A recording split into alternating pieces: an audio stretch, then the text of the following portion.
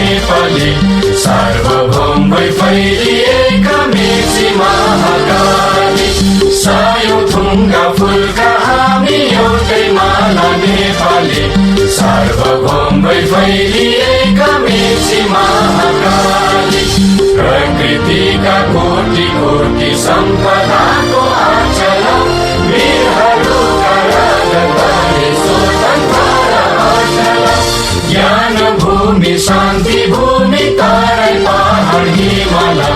अखण्ड यो प्यारो हाम्रो मातृभूमि नेपाल